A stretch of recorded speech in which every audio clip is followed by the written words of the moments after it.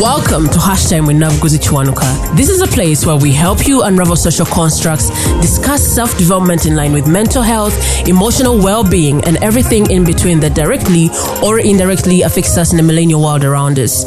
If you're hearing my voice for the first time and are the kind of person who is not scared of being a better version of yourself even if it requires you to contradict who you were 24 hours ago, consider this your virtual home. I'm your host, Nakabuye, and I cannot wait to engage with you in the various conversations. Hi, Lorna. Hi. How are you? Alive. Eh? That's all I can say. Alive. I don't know if I should answer that, but okay, let's go. Alive. That's huge. I did not expect that. Oh, man. I mean, sometimes you just have to appreciate. Yeah. That's where we are. We shall keep trying. Or someone asks you, like, how's it going? And you're like, it's going. It's going. How it's going? I don't know about it's going. So I feel you. So, yeah. Here we are for part 2 of Unmasking PTSD. And you really helped us understand a couple of things in the previous episode. That is episode 101. So if you're here with us and have not listened to episode 101, please jump back. Go process by process. I think that's process by 111. Oh yeah, that is an girl. Dude. You sure you're alive? Okay. I was just remembering so many ones, so. Oh yeah, 111. So this is the 112th. Perfect. Yes. There we go. go. Jump back to 111 so that you get to understand the whole genesis of this conversation on PTSD and the things that Miss Lorna highlighted for us. So, of course, guess without introductions, but before we jump into part 2, we would like to put a disclaimer. If you feel like this is going to trigger you, I mean, we are talking about PTSD, we are talking about trauma, the things that you may have experienced, please don't sit through it. Yeah, we are advocating for mental health awareness. We want you to be aware of these things. But if you do not have the tools to help you through after listening in, or even when you get into a few minutes of it, pull out, unplug, get your headsets out, or stop whatever device is playing and do something else. That's good. But if you sit through the episode as well and you feel like you need support, please endeavor to reach out to the professionals that are available. Kampala Counseling Services is one of them. We have the founder here, Miss Lorna. She will be sharing her contact details at the end. So yes, Lorna.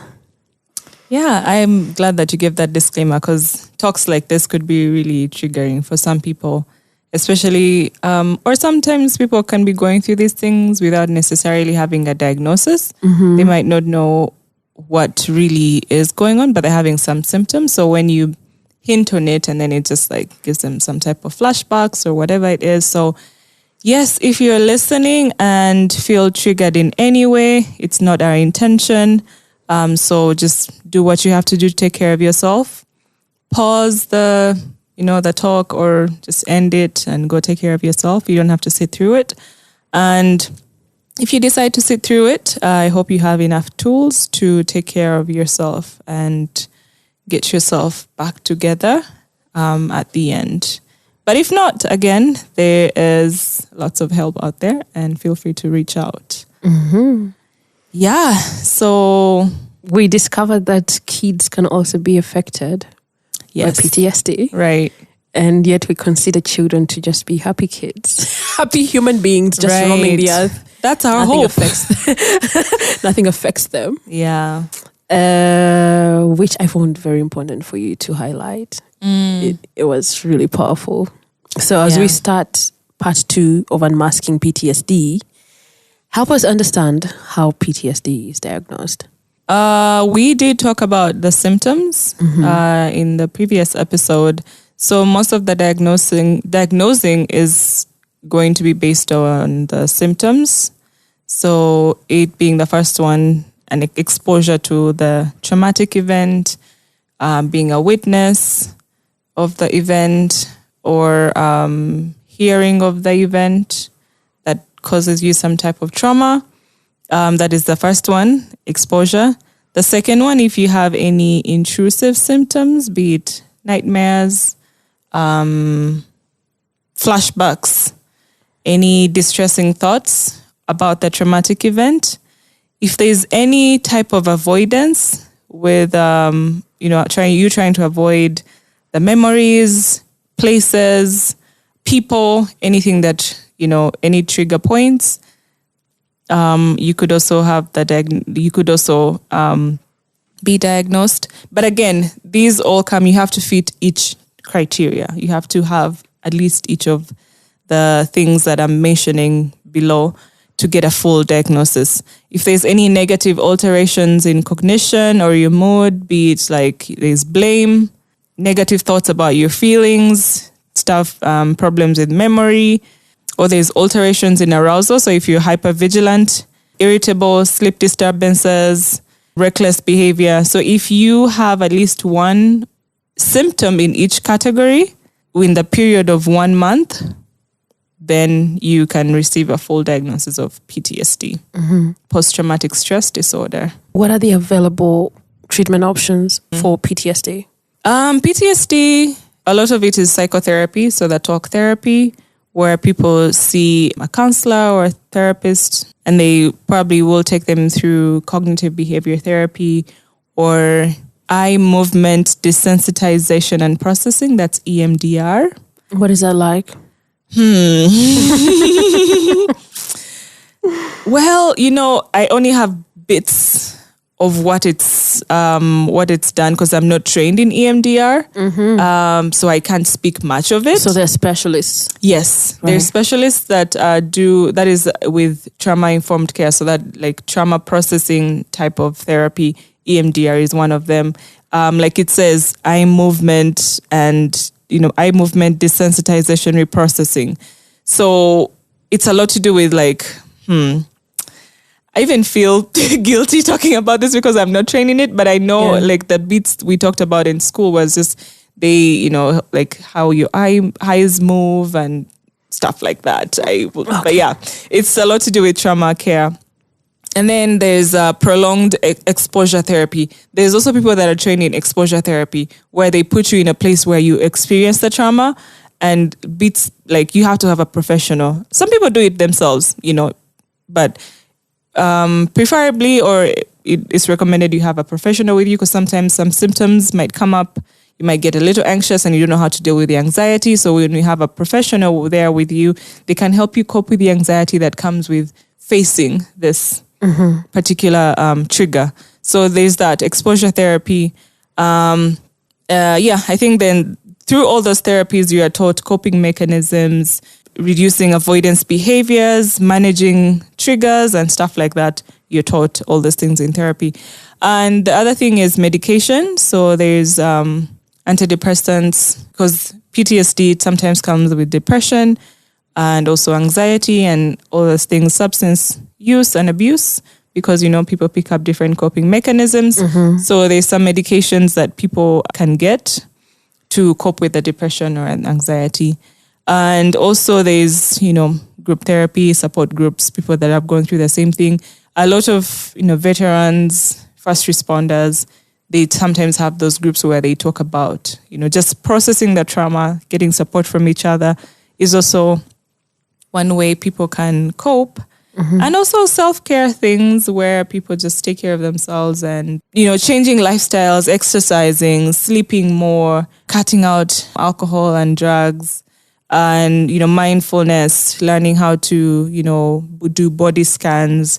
Yeah, just overall symptom management, basically. And these are got through also therapy and, support groups, stuff like that. So those could be very helpful for people dealing with PTSD. You've mentioned the part of group therapy, and I've thought about them a lot.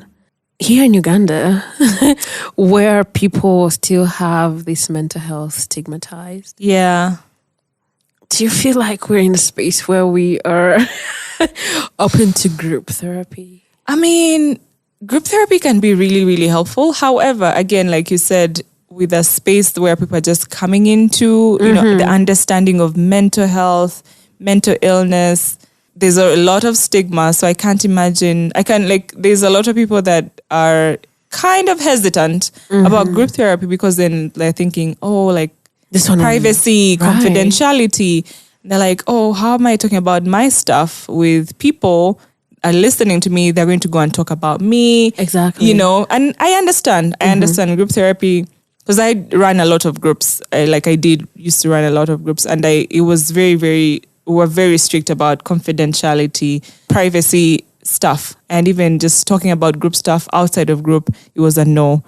But that was in an environment that understood mental health and, you know, therapy and all that stuff. In Uganda, it's a little bit different. It's new, so I feel where people are coming from, and I feel it's going to take a little bit of time for people to get used to therapy, you know, one-on-one, and also group. Aye. Those are two things. Yeah. So let's take bits step by step. Let's first deal with the, you know, people understanding therapy, the need for therapy one-on-one. And then as they get comfortable with the idea, people, I feel like they'll be more open to group therapy. However, I also know some places that are doing group therapy. And, you know, if this is being done already in Uganda, then there's hope. Yeah. You know, I know a few therapists that are doing group stuff. And I believe they're doing more of like trauma processing style groups, where people come in and share their experiences and just, you know, support each other, hear each other out. So yeah, we're getting somewhere. We're getting somewhere. We just now have to regulate and know what type of groups we're holding. What types of groups? Yeah. Because sometimes you're in a group and it's more harmful than helpful. At least the groups that I used to run, they were not trauma processing. We did not talk about trauma. It was just more of like equipping clients with coping mechanisms to deal with any triggers or like how to go about their day-to-day lives. Because in a group, it could be like in a group and you've been there for like a month, 2 months, 3 months. This other person just coming in for the first day, and you sharing your trauma will trigger them. And it's not helpful because then now you're having to deal with everyone else's triggers. People have different triggers. So you don't know what would trigger one person. So how about let's just not deal with the trauma processing. Let's deal with the coping mechanisms. And then the trauma processing was done in more like one-on-one style therapy, which I think was very helpful because then with equipping clients with coping mechanisms, let's say if they are in a group and they're re-triggered, they're able to, you know, recollect themselves because they already have the skills. And I think that's a good way to go, but also other people have different ways of practicing. So to each their own. As before we jump further into the conversation, can PTSD be prevented? Because there is, as much as we've talked about the stigma bit, there is also the bit of, oh, come on, everyone struggles. Right. Yeah. Everyone has their own struggles, so why are you reacting like that? Yeah. And I mean, different people have different ways of dealing with trauma. We could be in a family experiencing that same type of abuse. However, your sibling might respond to it very differently from the way you respond to it. And it has a lot to do with, I don't want to go back into too much of the science, but like there's things as, you know, attachment styles and I'm blanking on the others, but there's different things that like how we as individuals, you know, we are, I don't want to say raised. Wired is a good word. So we're wired to deal with trauma and stuff like that differently. So I know a lot of people will be like, well, but we grew up in the same household. We're experiencing the same things. How come I'm able to get over it? Oh, I hate that word, over it. And how come, you know, my sibling is still going through the same thing? And I always try to explain to people, we're wired differently. We go through these things differently. We interpret them differently, you know. So, yeah. When you say, can it be prevented? I would say it would be hard to prevent because then that means you're saying, can we prevent trauma from happening to us? You know, as a child, you have no control about your surrounding, you know. So what happens to you is out of your hands. If you go through some type of abuse, there's very little you can do as a child. So you can't prevent it because it's not in your control. When we're talking about natural disasters, we can't control that either. Yeah. When we're talking about artificial disasters where it's like war and stuff like that, we don't know what our people are going to decide for us. Exactly. And then also like accidents, you really can't control. Like you could be a good driver, but the person behind you is not a good driver. That part. You could do all your best. You're going to be walking on the pavements, and the bottom man is going to run you over. Exactly. And abuse you. Exactly. Or you're just going to be... I'm on the pavements. So we can't really prevent it. Yeah. Of course, like, let's say in the case of children, as parents and caregivers, you can try to be as gentle and try to prevent or protect your children from getting, any type of abuse. Be mindful of what you're saying around them, what you're doing around them. Those you have a little bit of control. Again, as they get older, you can't really control their environment. Yeah. So they will be exposed to different things. So that's why I'm like, it's hard to say it's preventable. It's just that now you have to figure out, okay, it's happened. This is how it's affecting my life. What can I do about it? What can I do about it? Yeah. You've mentioned that part where kids are exposed and they do not have control of their environment. And it threw me to a story that I watched some months ago where this 50-year-old man, no, he wasn't 50. The 50-year-old man was different. There's a guy, probably in his 30s or something, talking about how his father used to rep him. Oh, constantly. That's sad. And the father had friends that he used to do these things with different kids. And the father used to record these things. That's disgusting. So one time he would record the son screaming. So one time this guy was able to fight, I think one of his friends, the father's friends, and the father decided to bring the recording and play it for him. That is so sick. Yeah. Oh, that's messed up. That is all the way messed up. And I'm looking at all these cases where people are talking about how they want to sue their parents for birthing them, giving birth to them. Like they didn't have consent. But now I'm seeing that you didn't bargain to be present. Right. And then this person that had a sole decision to make sure that you are on earth is the same person. Putting you all through this pain. Yeah. I was like, what is home? At some point, I asked myself. That is so sad. At some point, I asked myself, what is home? Because when you tell people go back home, right? What is people home? have a different understanding of home. Yeah, yeah. It just goes back to just like be kind. Yeah, just be kind, to say the least. That's really sad. Yeah. Aww. And we're walking around with these things. We are dating these people. Don't get me started.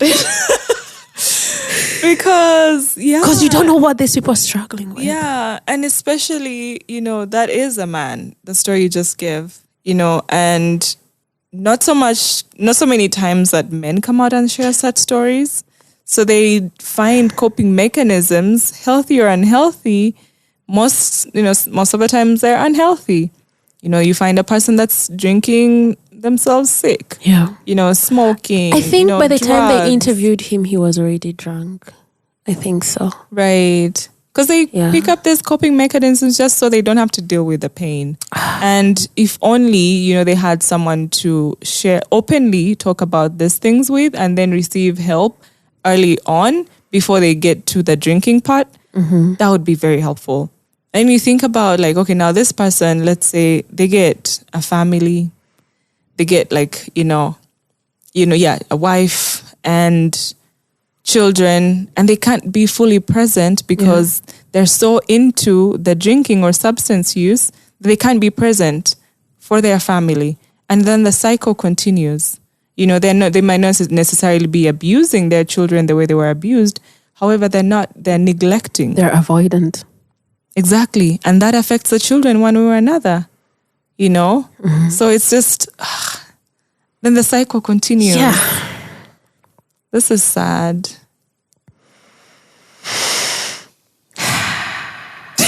This is just sad. I can't. Yeah. I can only imagine what that person is going through. I was dumbstruck looking at this guy like, What the heck?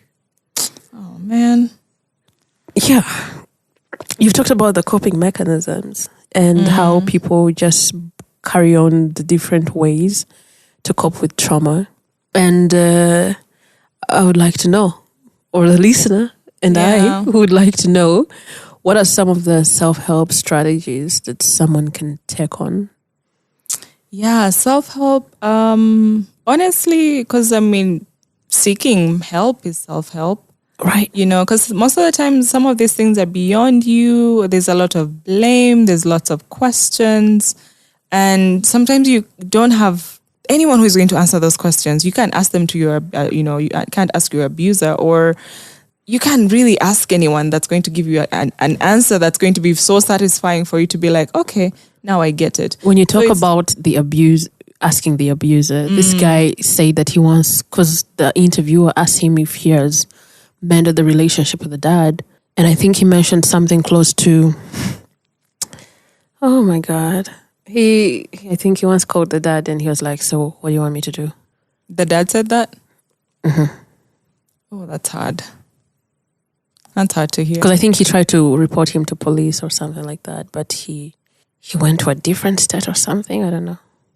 And I think police also say they didn't have enough evidence. Like, man. Yeah. Yeah. Most of the times you can't get the answers you're looking for.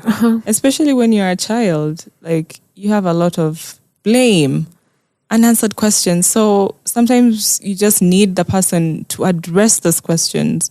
And even if you don't get the answer you're seeking for, it's just having you understand, what happened, how that's affecting you, and just to let it out. Because a lot there's healing in talking. So just to let it out, have someone else listen, just to listen and validate what you're going through is really helpful. So seeking professional help is one of the self-care, strategies you can use. And we've mentioned how therapy can be helpful in the different ways. Medication, again, if you need medication, having supportive relationships, having the social connections, networks, might not necessarily be people that have been through the same things. It could just be people that give you an ear, people that validate you, people that understand, even if they might not relate with whatever happened. It could be nice. Just also people that will just help you kind of get away from those thoughts. And by get away, I'm not saying avoiding them. It's just more of sometimes you just need a change in scenery, or just a change in conversation. People that are always going to put a smile on your face, people you can just talk to, a group of friends, just a supportive group of friends. And sometimes people get through churches, through work, anything, just having that social network. You could also be like your family. This could be really, really helpful. And then exercise, eating well, sleeping. I always say people underestimate the power of sleep. Just some mindfulness, deep breathing, exercises, overall, again, well-being, lifestyle changes. Yeah. Substance use avoidance, relaxation, incorporating relaxation things into your routine. If you're able to do yoga, if you're able to get regular massages, because, people with trauma carry a lot of stress in their bodies unknowingly. So it could be muscles just tensed up because you're just always on edge. So having someone to kind of release that tension, could also be really helpful. And then this one, I said it with the exposure style therapy, or it could be with a professional, or it could be just yourself. Slowly putting yourself in the position that, maybe caused you that trauma, especially with places where okay, this place, this is where the accident happened or whatever, and I've been avoiding this place for forever. So is it more of slowly exposing yourself to that? And because exposure therapy works in the sense of you're exposed to bits and pieces of that trigger. Yeah. Example, it could be, okay, the place that you got the accident from. Can you take a taxi Can you get on a taxi, going to that particular place, just getting on the taxi and then you get off. It doesn't have to go anywhere, just getting on it, and then leaving. Or the next thing could be, okay, now the taxi is driving away from the station. And how are you getting any anxiety? Okay, how do we deal with the anxiety? And then how do we get to the place? Stuff like that. So slowly exposing yourself to that. Usually helpful with a professional. But other people do it themselves like you did.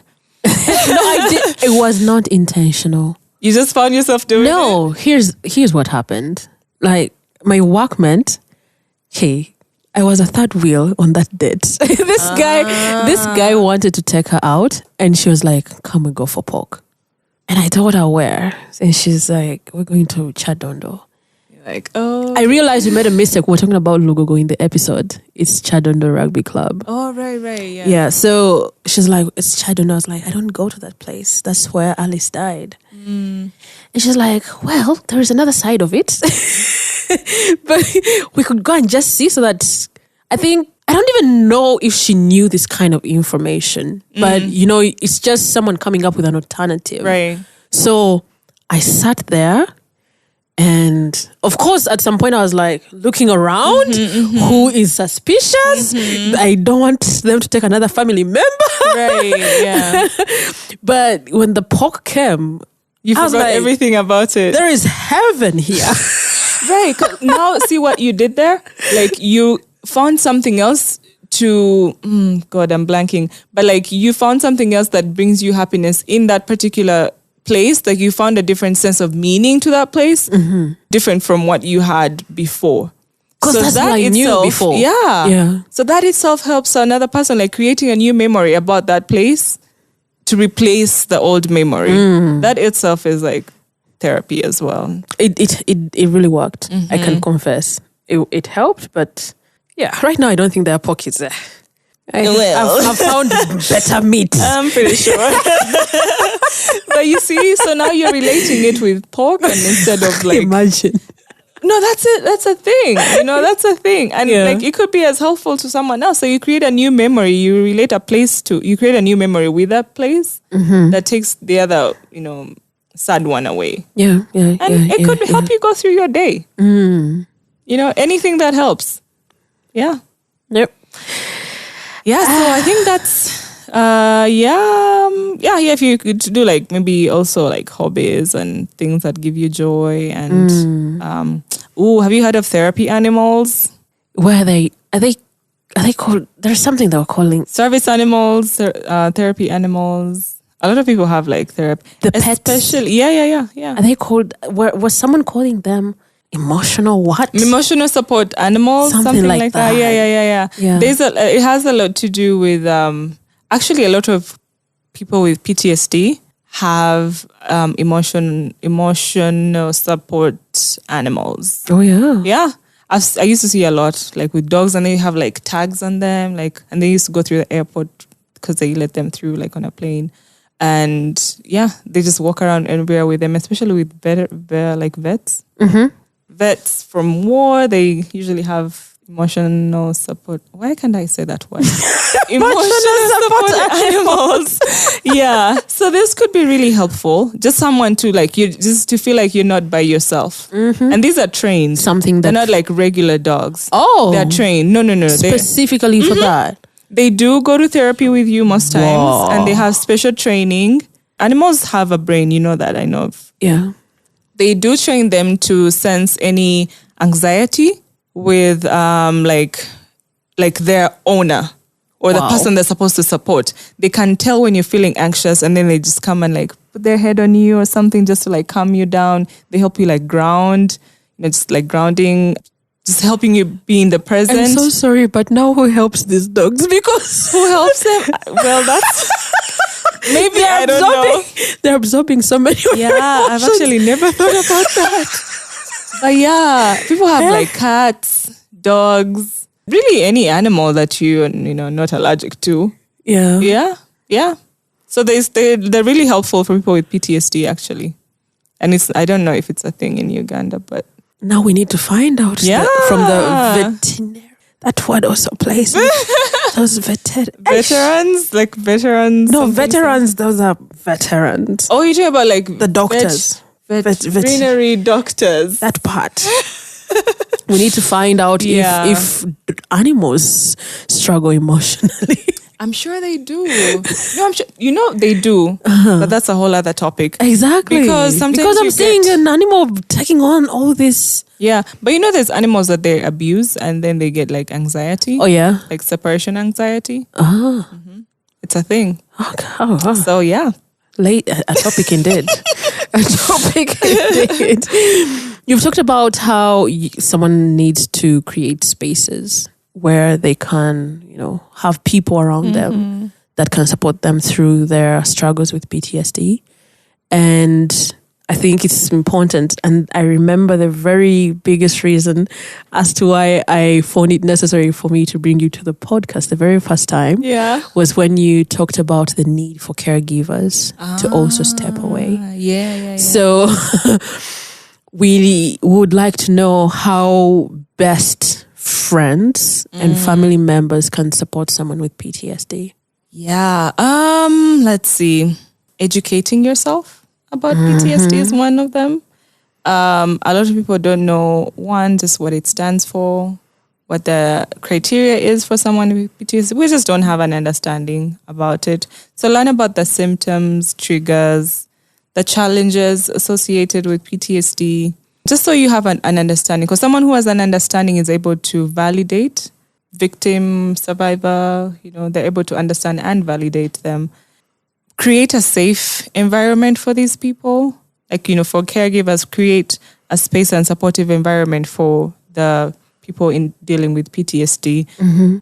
That could be like a non-judgmental space where someone can come express their feelings and thoughts without feeling the need, they're not feeling like you're going to judge them or to ask them to snap out of it, get over it. Everyone else struggles, because that's not a safe environment. There's already lots of judgment going on there. Just encouraging them to feel free to talk, open communication, validating their emotions.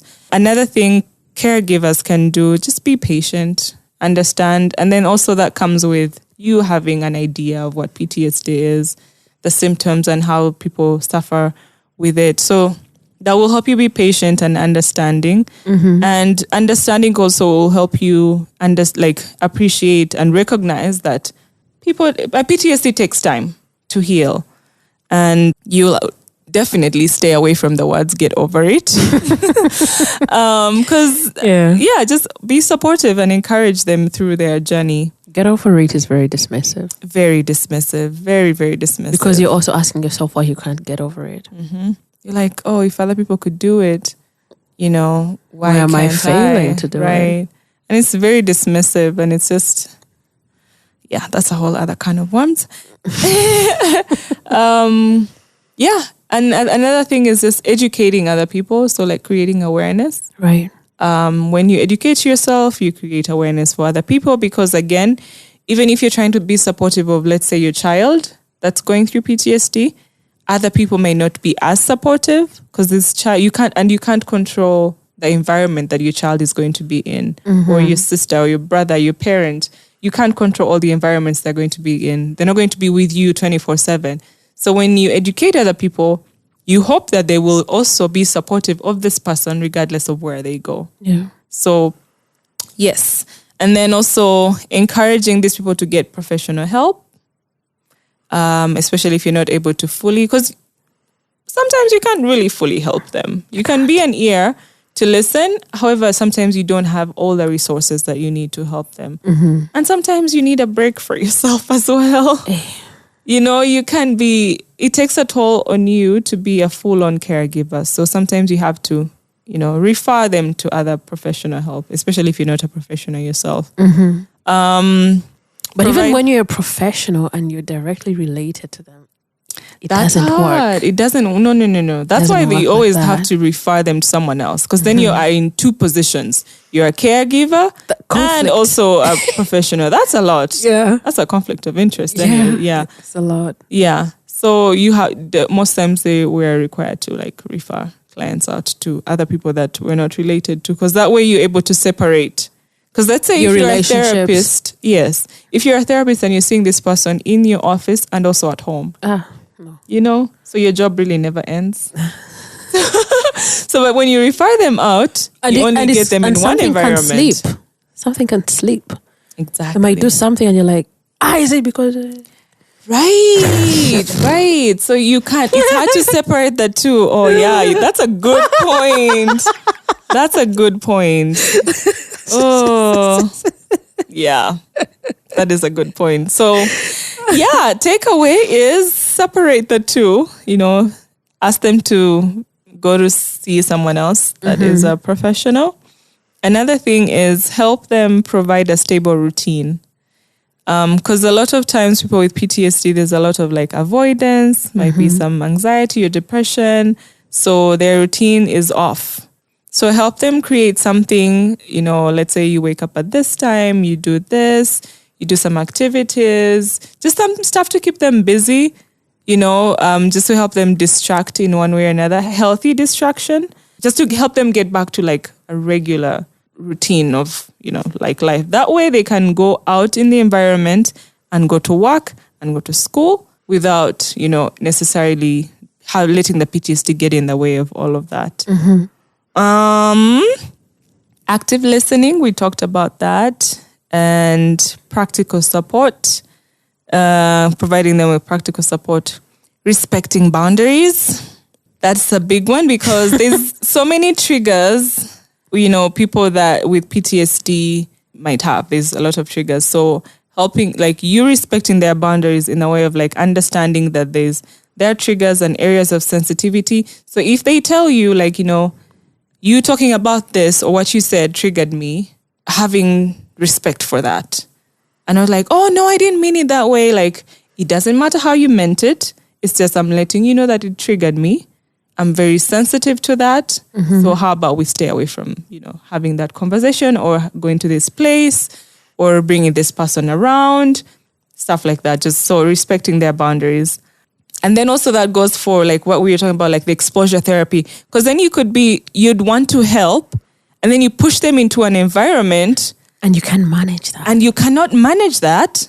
And then you're triggering them and you're just like, no, you can do it. No. Yeah, guys. Now it's important. Yeah. Wait, it's important that you've brought that out. Yeah. Because by the time I went there, I had gotten knowledge of what mental health is. Okay.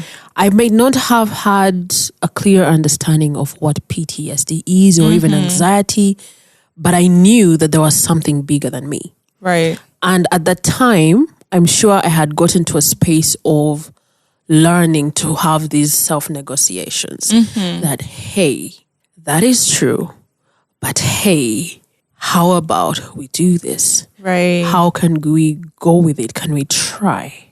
Exactly. You don't listen to the episode and say, she went to Chadondo. I can do it. I can go. Right. To Chibuye, let me say. Yeah.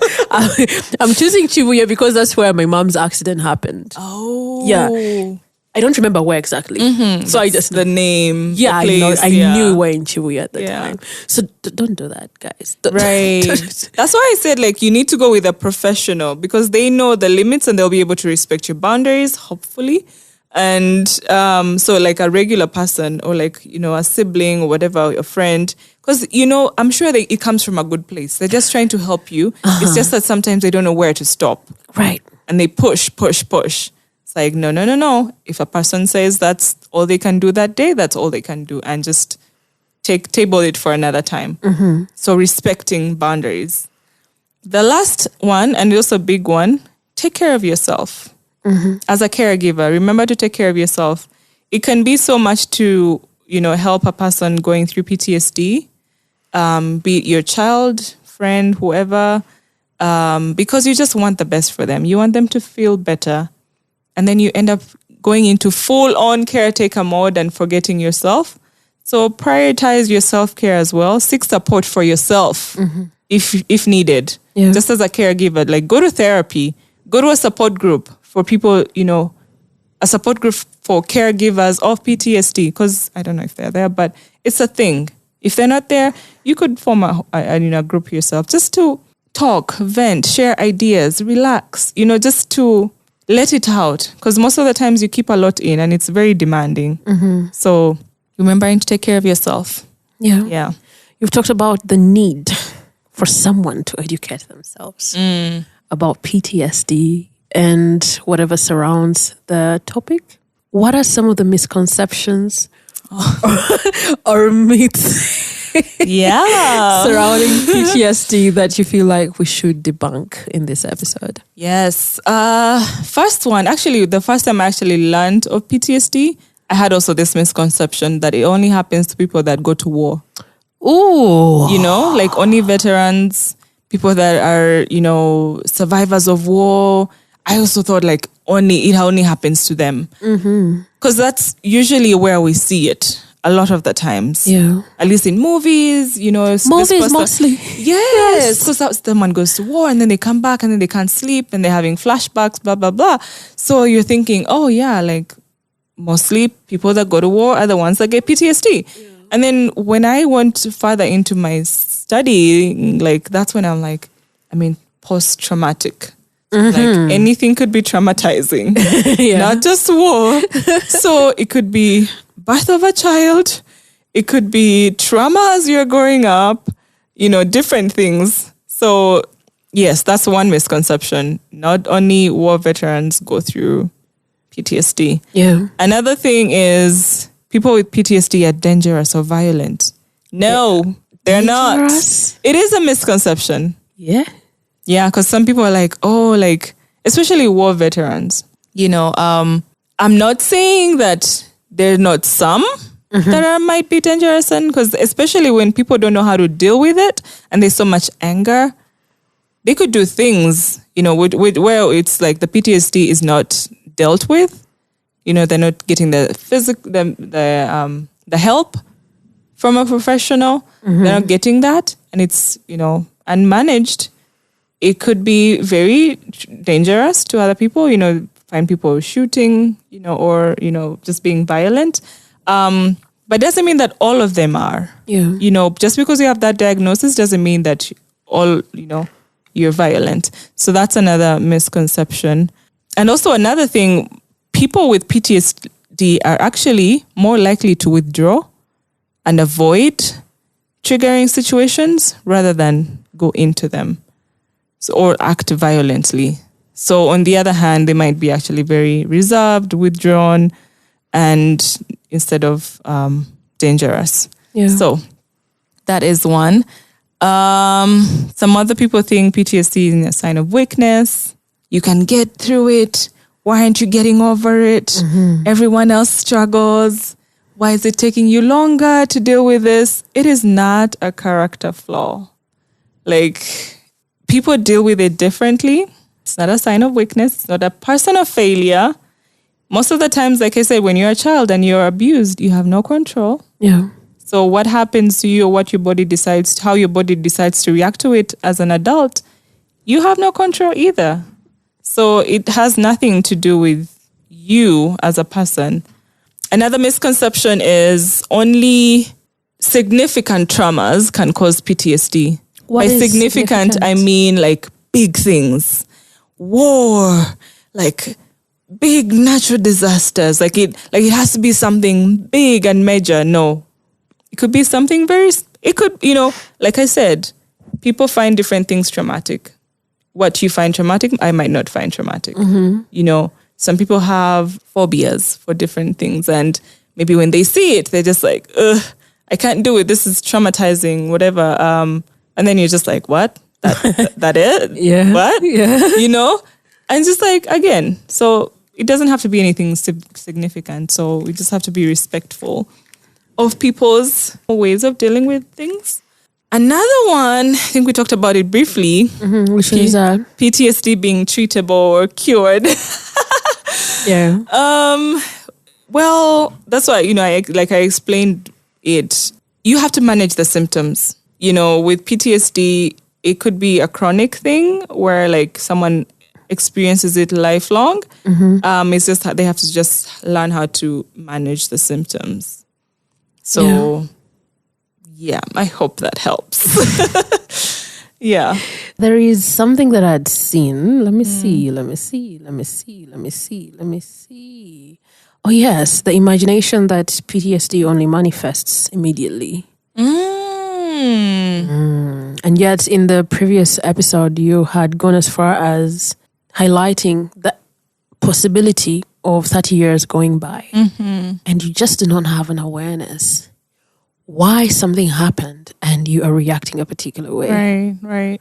So the time frame is also something we can debunk. I guess. Yeah, no. That's true, because some of these things take a while to actually manifest. And like I said, sometimes when you experience some things, especially with, I like to go back a lot with, childhood, because a lot of times things happen in our childhood, and because there's a gap, not a gap, but there's such a long time between, childhood and adulthood, there's a lot that happens in there that sometimes the brain suppresses the memories, especially the really painful memories, and you forget that it actually happened, and you start questioning, did it happen, did it not? And then as an adult, you're like, why do I feel weird when I go in this place? Why does this person's energy feel weird to me? Did something happen? And sometimes you might not even know until one thing just clicks. Yeah.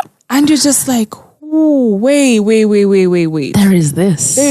This is why I've been feeling weird every time I've been coming to this place, or like around this person. You have like little like rough ideas of what happened. It could be like your brain decided to forget that, or it could be that you have convinced yourself that it didn't happen. Again, going back to dissociation and all that stuff, listening to the first episode to understand more how that happens. You've convinced yourself that it didn't happen to me. So then you just detach. And then eventually when something triggers you as an adult, slowly things start coming back. And you're just so overwhelmed, you don't understand. It's a mess. It's a whole mess. So it doesn't have to happen like immediately. It could happen later on in life, and then you get the symptoms. Lorna, I don't like suppressing things. I do not. Yeah, sometimes it's not the best way to do things, but sometimes the brain does it without you even. I say do not.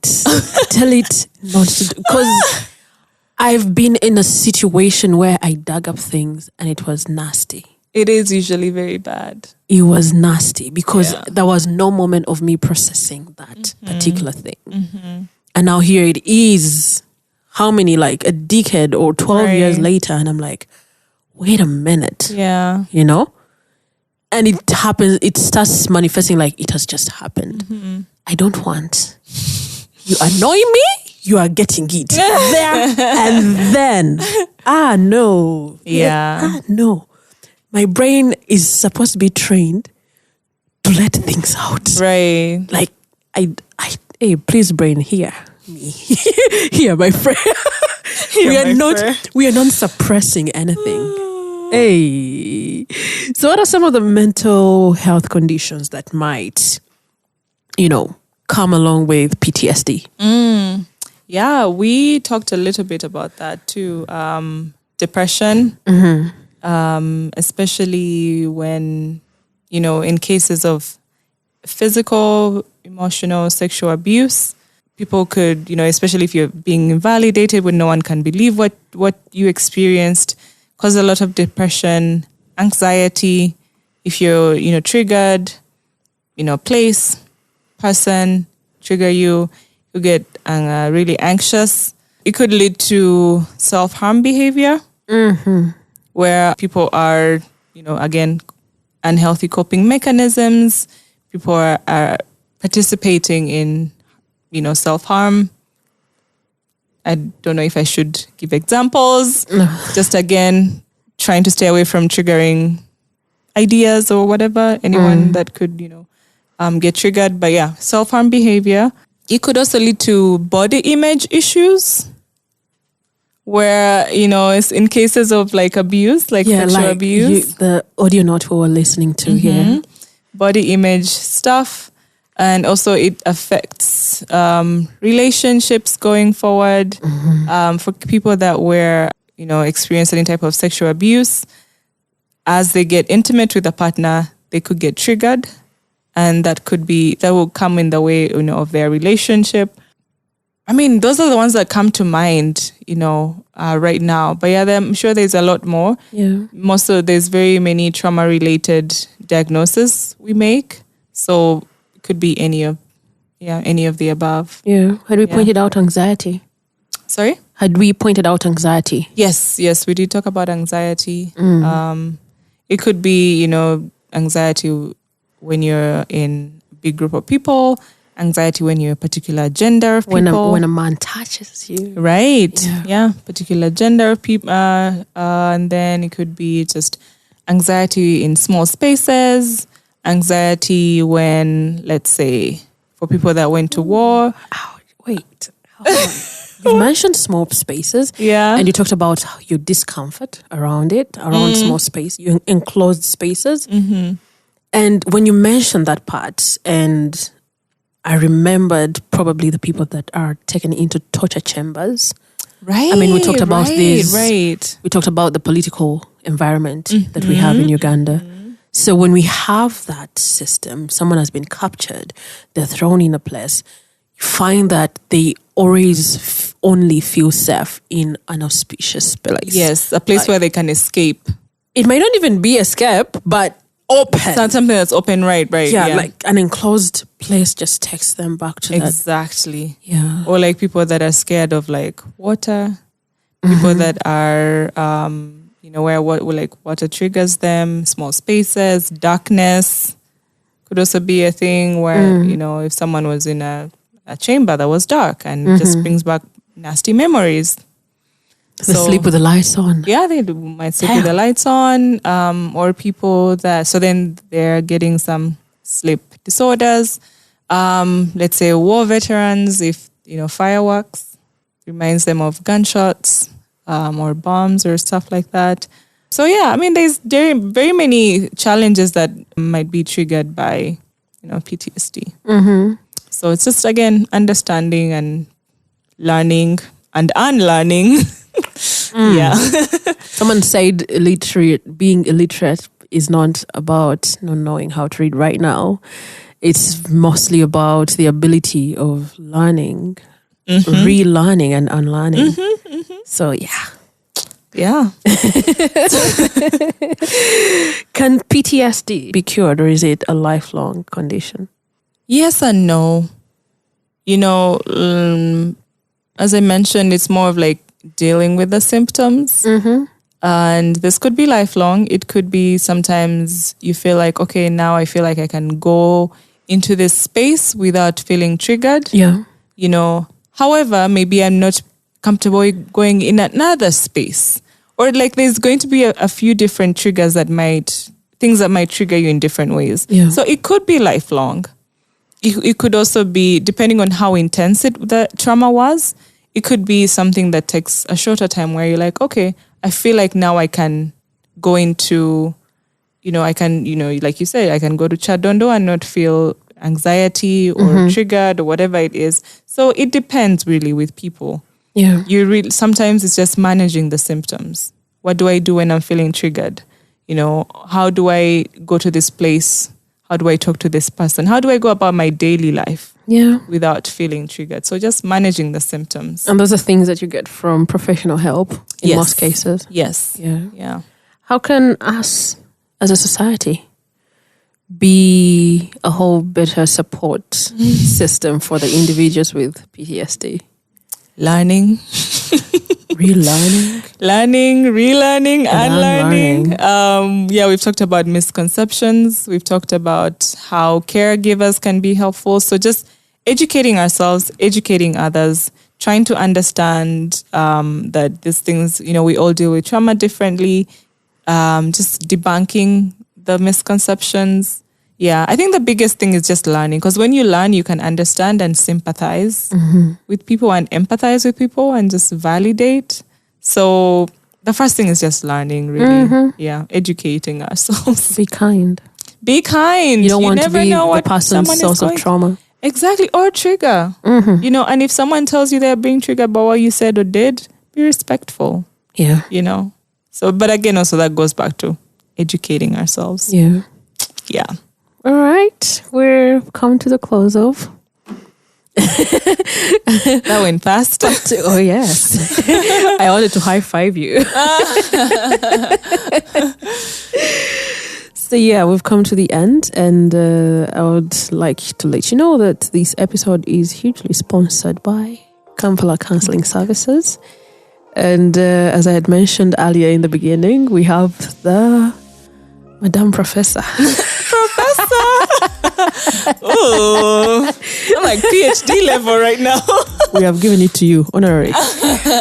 Honorary PhD. I will take that.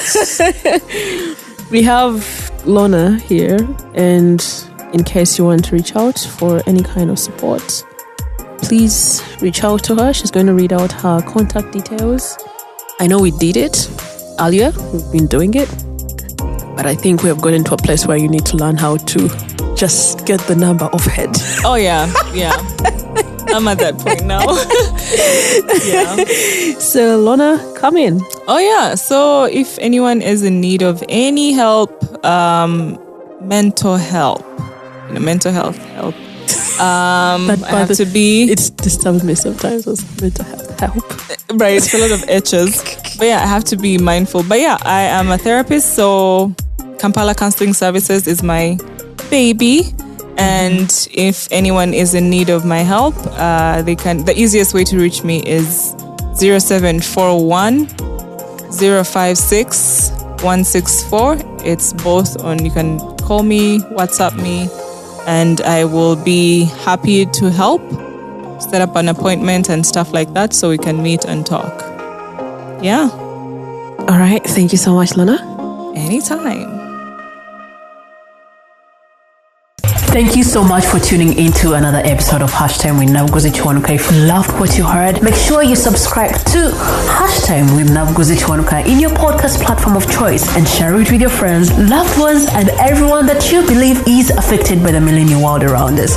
Also, feel free to share your insights about what connected with you on social media and be sure to tag us. We are at Hashtime with Nakabuye Chiwanuka on Facebook and Instagram, and on Twitter, our handle is at HTNK Podcast. You can also use the hashtag HTNK in session. Catch you next week. Remember, we have the new segment coming out every Monday, and then there is a new episode coming up on next Wednesday. Ciao.